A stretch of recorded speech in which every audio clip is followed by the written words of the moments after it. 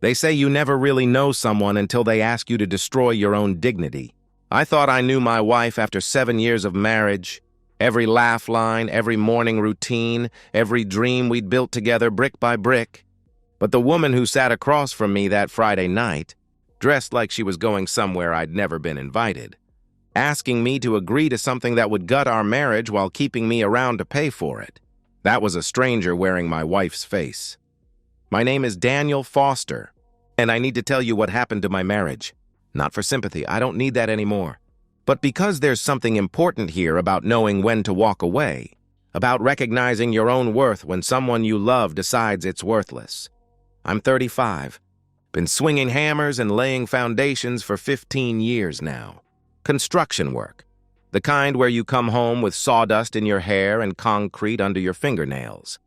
My hands are scarred and calloused, my back aches most mornings, but there's something honest about building things that last. When I frame a house, I know that family will live there for decades. When I pour a foundation, I know it'll hold firm against storms and time. I take pride in that kind of permanence. Michelle and I had been married 7 years when everything fell apart. 7 years of what I thought was a solid foundation, built on trust and mutual respect.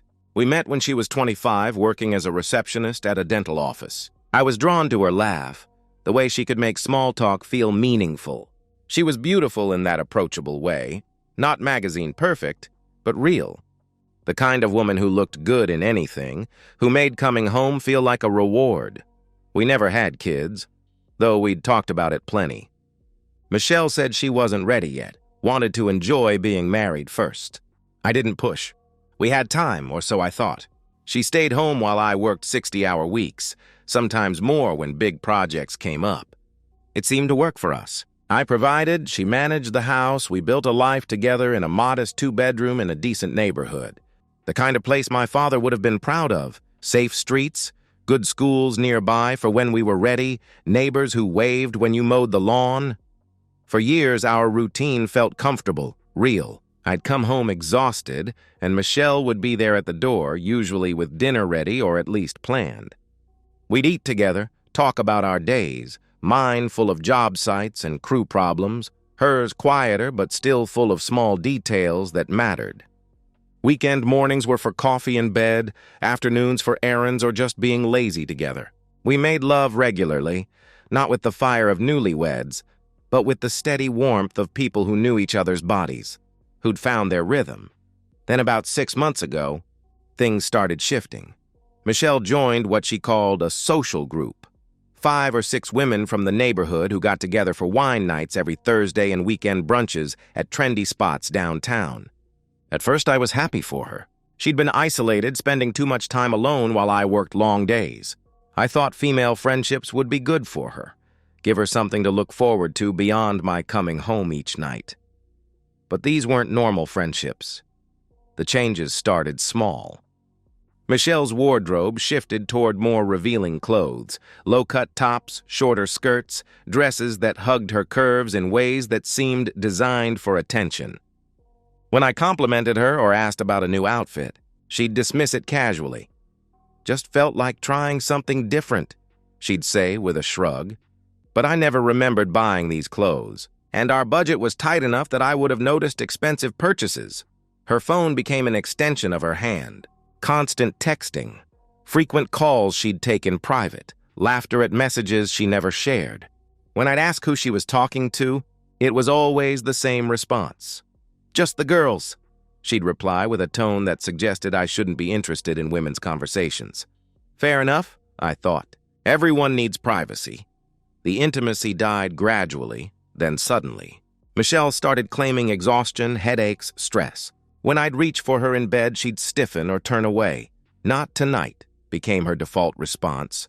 Weekend mornings became rushing to get ready for brunch with the girls. Our quiet moments together evaporated, replaced by her endless preparation for social events I wasn't invited to. But it was the dinner conversations that really opened my eyes. Michelle became obsessed with talking about these women, how free they were, how they lived authentically, how they refused to settle or compromise their happiness. She'd go on about Sarah, who left her husband because he was holding her back, or Jennifer, who was exploring her options while technically still married. Every story seemed designed to plant seeds, to make me understand that staying in one relationship was somehow limiting, that commitment was a trap rather than a choice. I started paying closer attention to the details. These women weren't happy divorcees finding themselves. They were homewreckers encouraging each other's worst impulses. They'd meet at expensive restaurants I couldn't afford. Talk about their adventures with men who weren't their husbands. Validate each other's cheating and betrayals as empowerment and self-discovery. Michelle would come home from these gatherings energized in a way she never was after spending time with me. Her eyes would shine with excitement as she recounted their conversations. But when she looked at me, that light would dim. I could see her comparing, evaluating, finding me lacking against whatever fantasies these women were filling her head with. The warmth that used to greet me at the door was gone. Michelle would barely look up from her phone when I came home. Dinner became her talking at me rather than with me. Monologues about her friends' courage to leave boring relationships and pursue real happiness. When I'd try to engage, to ask about her day beyond the group, she'd give one-word answers and return to her phone. I noticed but didn't confront. Part of me hoped it was just a phase, middle-age restlessness, a need to feel young and attractive again. I told myself she was just finding herself, exploring friendships she'd missed out on. I worked harder, thinking if I provided more, contributed more, she'd remember what we had together. I picked up extra projects, brought home larger paychecks, surprised her with small gifts and dinner dates. I was wrong. The harder I tried, the more contempt I saw in her eyes. My efforts weren't romantic, they were pathetic. My work wasn't admirable, it was blue-collar drudgery that marked me as unambitious. My faithfulness wasn't loyalty, it was boring predictability. Everything I thought made me a good husband became evidence of my inadequacy. One Thursday night, while Michelle was in the bathroom getting ready for wine night, her phone buzzed on the dresser. I glanced at it reflexively, not snooping, just the natural response to a notification. The preview showed a text from Sarah. "Did you tell him about the open marriage thing yet? You can't keep living this lie forever." My blood turned cold. I stared at that message until the screen went dark, trying to process what I'd read. Open marriage? What lie? That night I heard Michelle in the bathroom, voice hushed but excited. "No, he has no idea," she whispered into the phone. "He's too busy playing blue-collar hero to notice anything. Tomorrow night I'm going to tell him." The laughter that followed was like ice water in my veins. This wasn't my wife anymore. This was a stranger corrupted by poison her friends had been feeding her for months. Friday evening, I came home from a particularly brutal day. 12 hours of concrete work in 90-degree heat, my shirt soaked through with sweat, my muscles screaming. All I wanted was a shower, dinner, and maybe a quiet evening with my wife. Michelle was in the living room, perfectly made up like she was heading somewhere special. Her hair was styled, makeup flawless, wearing a black dress I'd never seen before, expensive looking, cut low enough to show cleavage, short enough to be inappropriate for a married woman. She was scrolling through her phone, that familiar smile playing at her lips. "Hey," I said, dropping my work bag. "You look nice. Going out again?" She glanced up briefly, her expression flat and dismissive. "No, actually. I thought maybe we should stay in tonight. Talk." Something in her tone made my stomach tighten. This wasn't the voice of a wife wanting to reconnect. This was the voice of someone who'd made a decision and was about to announce it. "Great," I replied, trying to sound enthusiastic. "Let me grab a shower first. Then maybe we could order dinner and—" "I was thinking we could just talk now," she interrupted, setting her phone aside. "There are things we need to discuss about our marriage." I stood there in my work clothes, still dusty and tired, looking at this woman who'd once loved everything about my job, who used to massage my sore shoulders and tell me how proud she was of my work ethic. Now she looked at me like I was tracking mud through a museum. "Okay," I said, sitting across from her. "What's on your mind?" Michelle took a deep breath like she was steeling herself for something unpleasant. "Daniel, I've been doing a lot of thinking lately. About us, about what I want from life, about whether this marriage is really working anymore." "What do you mean?" I asked. "I mean, you come home every day covered in dirt, exhausted, with nothing to talk about except job sites and crew problems." she explained coldly. We eat dinner, watch TV, go to bed. Rinse and repeat. When was the last time we did something exciting? When did we last have a conversation that made me think? The criticism hit like a physical blow. Michelle, I work 60 hours a week, so you don't have to. I thought that was what we agreed on. I never agreed to be a 1950s housewife waiting around for her blue-collar husband to come home and validate her existence, she shot back.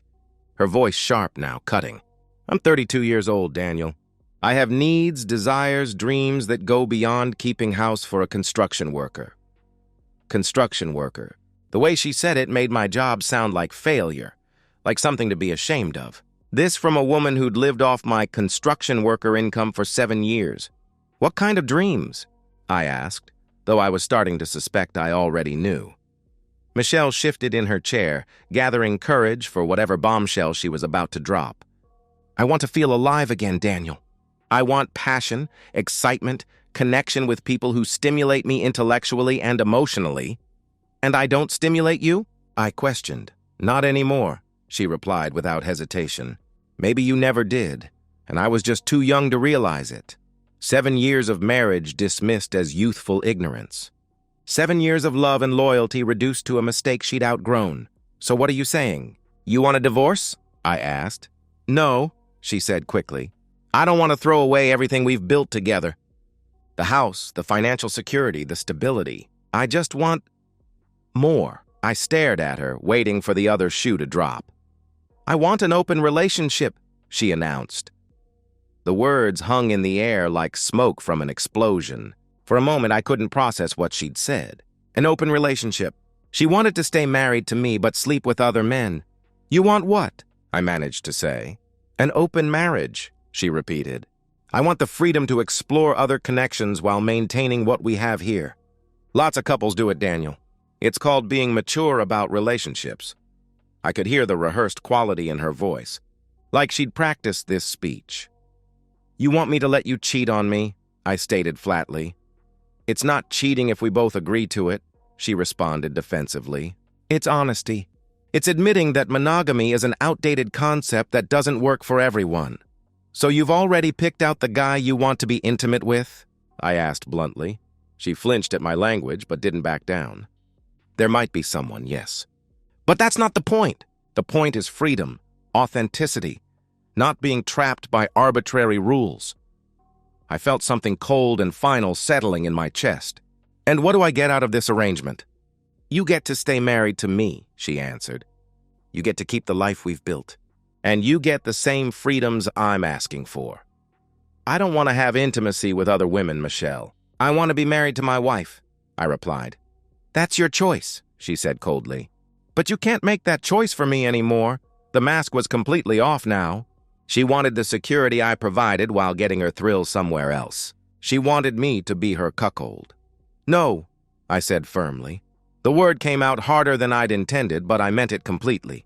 No, she repeated, surprised. I'm not doing it. I'm not agreeing to an open marriage. I'm not giving you permission to cheat on me while I pay your bills, I declared. Michelle's expression shifted from surprise to anger. You can't just refuse to discuss this? I'm not discussing it. I'm rejecting it. Completely, I answered. This is exactly what I'm talking about. She exploded. You're so rigid, so closed-minded. You can't even have an adult conversation about what I need. What you need is to have intimacy with other men while staying married to me. Did I miss anything? I responded. You're being crude and reductive, she snapped. This is about emotional fulfillment. It's about you wanting to be a while keeping a husband, I interrupted. She stood up sharply, face flushed with anger. How dare you call me that? What else do you call a married woman who wants to sleep around? I asked. The fight was escalating fast, but I could see something else in Michelle's eyes. Surprised that I wasn't negotiating, wasn't trying to find a compromise. My friends warned me you'd react this way, she said defensively. They said men like you can't handle strong women who know what they want. There it was. Her sisters had coached her through this entire conversation. Your friends, I said slowly. The ones encouraging you to destroy your marriage. They're encouraging me to live authentically. To stop settling for less than I deserve, she replied. "And what you deserve is a husband who pays the bills while you sleep with other men," I stated. "If you can't give me what I need emotionally and physically, then yes, I deserve to find it elsewhere," she answered defiantly. I looked at this woman I'd loved for 7 years, really looked at her. The contempt in her eyes wasn't new. I could see now that it had been building for months.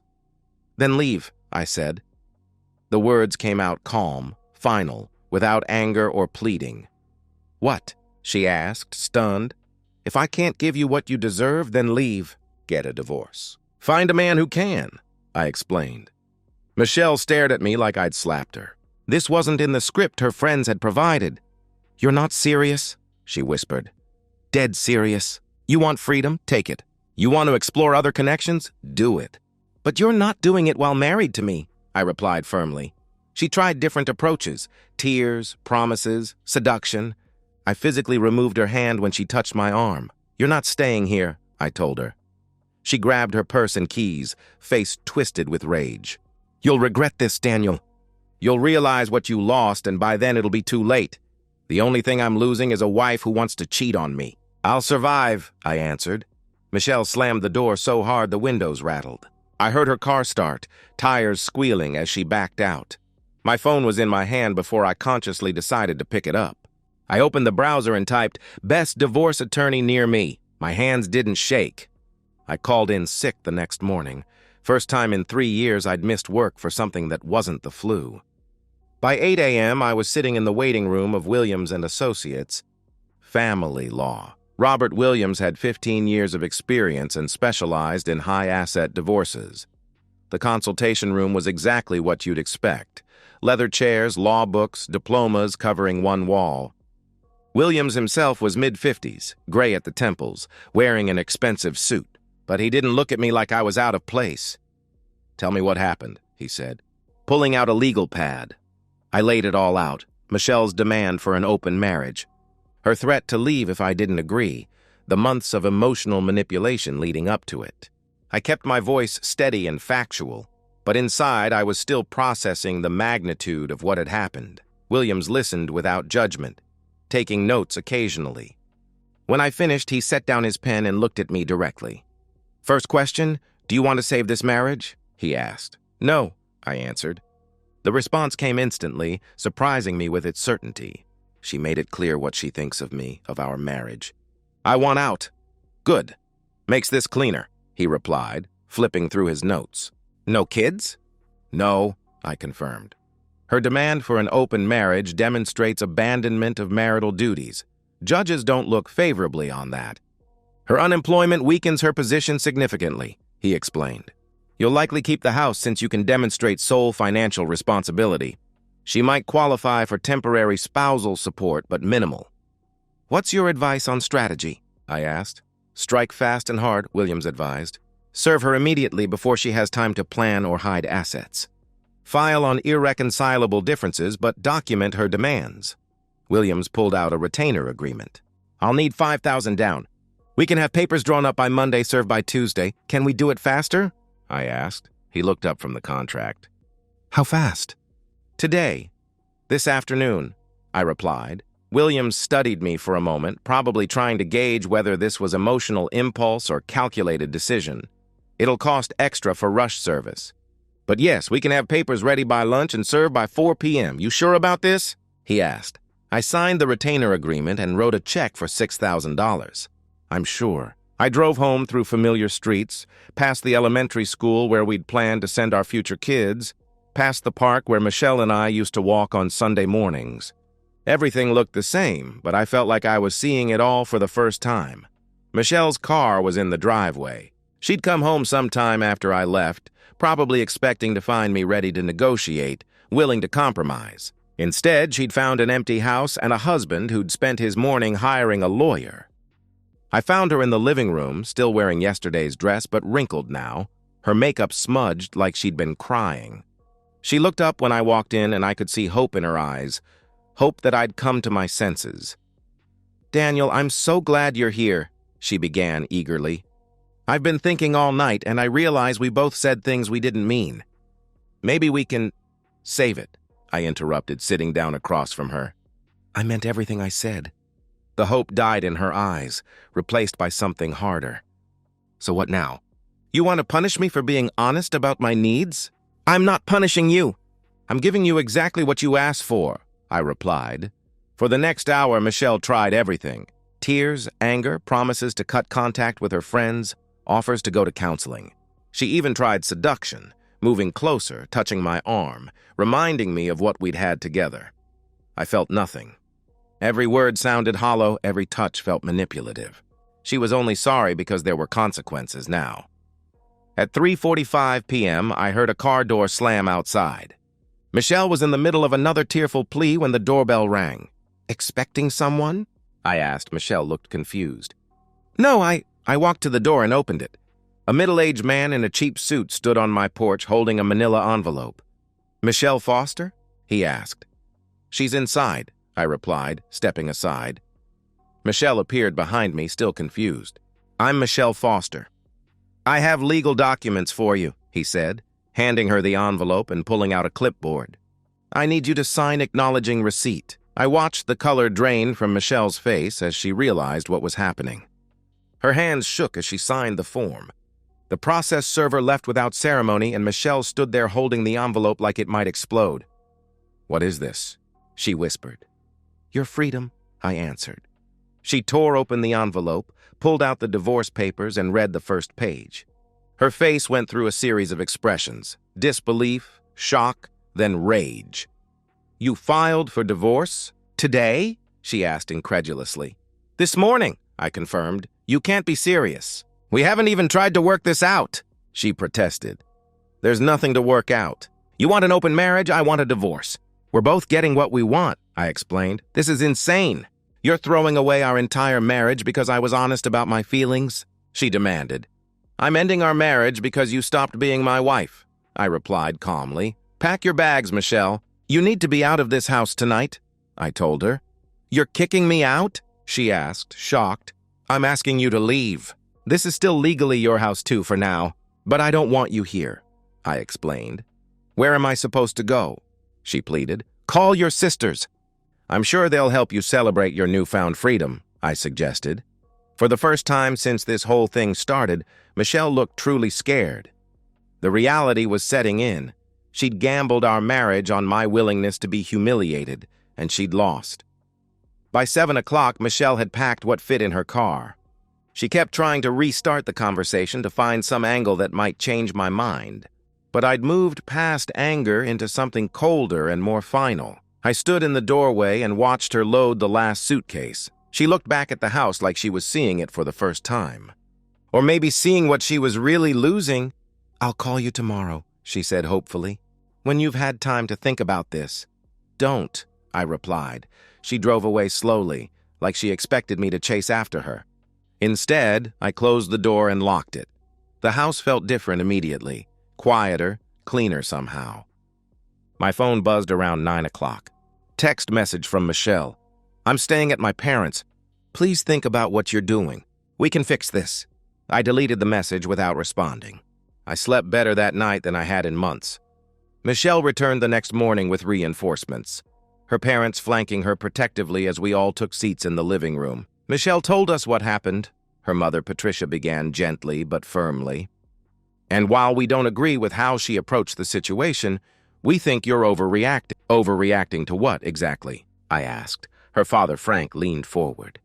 She had some concerns about your marriage, Daniel. Maybe she didn't express them perfectly, but throwing her out and filing for divorce? That's extreme. I looked at Michelle.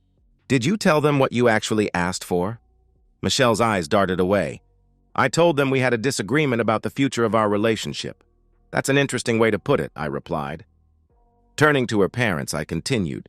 Did she mention that she demanded an open marriage? That she wanted permission to sleep with other men while staying married to me? The silence that followed was deafening. Patricia's expression shifted from sympathetic to confused. Frank looked like he'd been punched in the stomach. Michelle? Frank's voice was dangerously quiet. Is that true? Michelle squirmed under her father's gaze. It's more complicated than that. Did you or did you not ask Daniel to agree to an open marriage? He demanded. I suggested that maybe we could explore, she stammered. Jesus Christ, Frank interrupted, putting his head in his hands. Michelle, what the hell were you thinking? Those women, Patricia said suddenly, understanding dawning in her voice. Those friends of yours. This was their idea, wasn't it? Michelle's silence was answer enough. Frank stood up abruptly. We're leaving. Patricia, get your purse. Frank, wait, Patricia protested. No. I'm not sitting in this man's house and listening to our daughter explain why she thought it was acceptable to destroy her marriage, he declared firmly. Looking at Michelle with disgust, he added, I raised you better than this. Daddy, please, Michelle pleaded. Don't daddy me. You made your choice. You wanted to act like a single woman? Now you are one, he replied coldly. Patricia tried to mediate. Michelle, honey, maybe you could apologize, try to work things out. There's nothing to work out, I interjected. Your daughter made it very clear what she thinks of me and our marriage. I'm just giving her what she asked for. I made a mistake, Michelle protested desperately. I got bad advice from friends who I thought cared about me. But that doesn't mean we have to throw away 7 years. You threw it away, Frank said coldly. The moment you decided Daniel wasn't enough for you. After they left, the house felt even quieter. Michelle's parents had seen the situation clearly and supported my decision. That meant more than they probably knew. My phone started ringing around noon. Michelle calling from her parents' house. I let it go to voicemail. Tears, apologies, promises to do better, pleas for me to reconsider. I deleted it. She called 6 more times that day. I didn't answer any of them. The next few days followed a pattern. Multiple calls, increasingly desperate voicemails, long texts explaining how sorry she was. She showed up at the house twice. I didn't answer the door. On Thursday, she sent a particularly long text. I left the group, told them I never wanted to see them again. I know what they did to me, how they poisoned my mind against you. Please, Daniel, can we just talk? I'll do anything to fix this. I called Robert Williams instead. She's panicking, I told him. Calling constantly, showing up at the house, promising to change everything. Classic pattern, Williams replied. Reality is setting in. Any contact from her lawyer yet? I don't think she's hired one, I answered. She will. Probably shopping around, trying to find someone who'll take the case on contingency. Unemployed spouse in a divorce has limited options, he explained. That night, Michelle tried a different approach. Instead of calling, she came to the house around 9 p.m. and sat in her car in the driveway. Just sat there like she was waiting for me to come out and invite her back in. I watched her through the bedroom window. She looked pathetic, slumped over the steering wheel, occasionally wiping her eyes. This woman who'd been so confident when she'd demanded an open marriage was now reduced to camping in my driveway like a stalker. After an hour, she gave up and drove away. She was back the next night and the night after that. On Sunday, I'd had enough. When I saw her car pull up, I walked outside and approached the driver's side window. Michelle rolled it down eagerly, hope lighting up her face. Daniel, I've been hoping we could, she began. Stop coming here, I interrupted. The hope died. I just want to talk, she pleaded. There's nothing to say. You made your choice, I made mine. It's over, I replied firmly. It doesn't have to be over. We can go to counseling, she suggested desperately. Michelle, listen to me very carefully, I said. You asked me to let you cheat on me. When I said no, you threatened to leave. I called your bluff. That's the end of the story. But I realize now how wrong I was, she protested. You realize now that your plan backfired. You thought I'd cave, agree to some version of what you wanted. Instead, you're facing divorce and living in your parents' basement, I responded. I love you, she whispered. No, you don't. You love the security I provided. But you don't love me. If you did, you never would have asked me to agree to your cheating, I answered. Michelle started crying again. Daniel, please. Doesn't 7 years of marriage count for anything? It counted for everything. Until you decided it wasn't enough, I replied. I turned and walked back to the house. She sat there for another hour, but I didn't look out the window again. She didn't come back after that night. The calls and texts gradually tapered off too.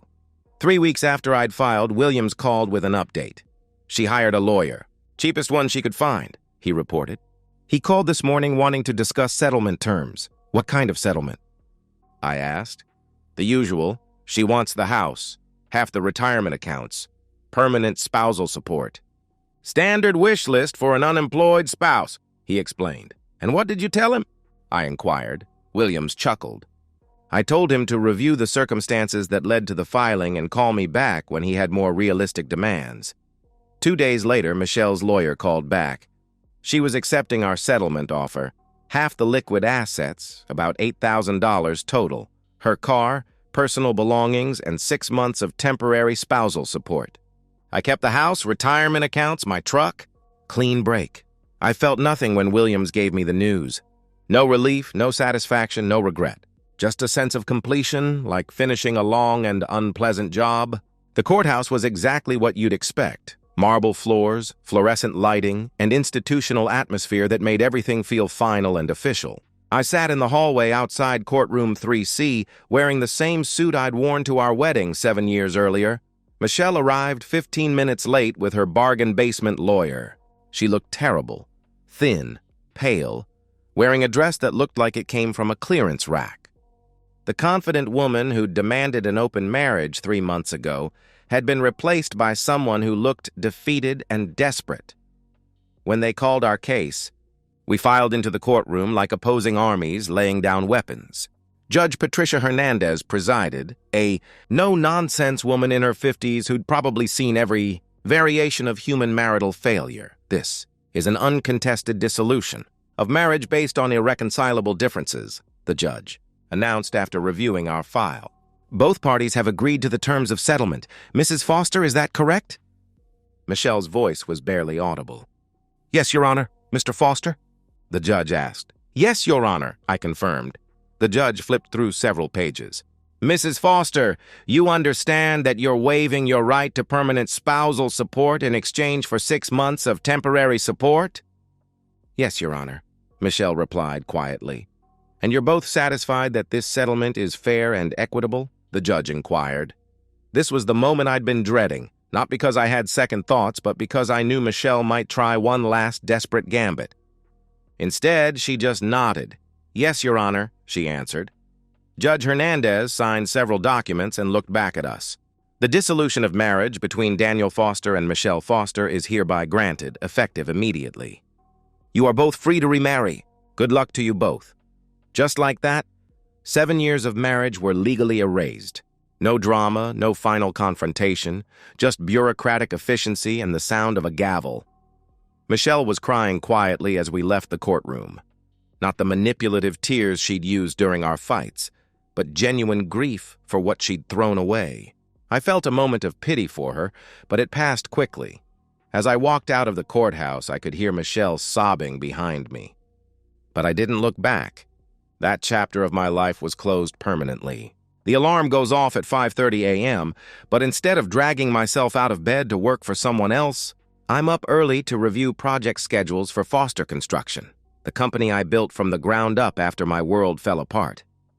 It started small. 2 years after the divorce, I used my savings and a business loan to buy a truck and tools, took on small residential jobs. Now Foster Construction employs 15 people and handles everything from custom homes to commercial renovations. Last year, we pulled in $800,000 in revenue. The modest house I'd fought to keep in the divorce has been transformed, expanded, upgraded, now worth triple what Michelle and I originally paid. But the real transformation isn't in the business or the house. It's in the man who owns both. Sarah Martinez came into my life 3 years ago. She was a high school English teacher, 34, never married, fiercely independent. While renovating her sister's kitchen, Sarah asked intelligent questions about the structural work, seemed genuinely interested in the craftsmanship. Most people just want to know when it'll be finished, I told her over coffee a week later. You actually cared about how it gets done. I like understanding how things work, she replied with a smile. Whether it's literature or load-bearing walls, we took it slow. Sarah had her own house, career, retirement accounts. She didn't need me to provide for her or give her life meaning. She wanted me in her life because she enjoyed my company. The difference was profound.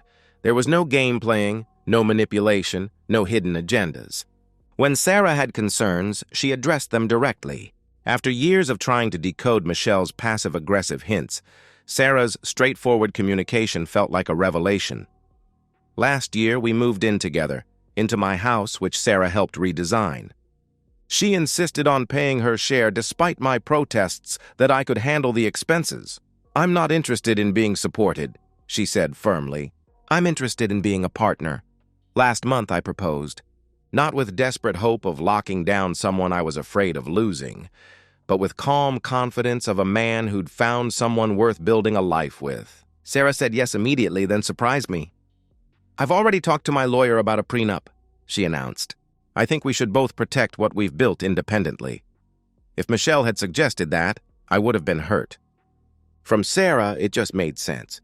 We were both established adults with assets and careers. Meanwhile, Michelle's life had remained frozen in consequences. I don't actively keep tabs on my ex-wife, but in a town this size, information travels. She still lives with her parents, though they're both pushing 70 now. She works full-time at a medical office. Better than the nail salon job she'd taken immediately after the divorce, but still far from the comfortable life she'd given up. She never remarried. Friends mentioned seeing her on dating apps, but apparently men aren't lining up to marry a woman whose previous husband divorced her for demanding an open relationship. The story had made rounds in our social circle. People occasionally ask if I regret being so harsh with Michelle. I wasn't harsh, I was self-respecting. Michelle made a choice to value her desires over our marriage. I responded by valuing my dignity over her presence in my life. Sarah and I are planning a small wedding, immediate family and close friends. We're both older, more settled, less interested in spectacle than substance. "Think you'll want kids?" Sarah asked recently as we discussed our future. "Maybe," I replied. Do you? "Maybe, but I'm happy either way.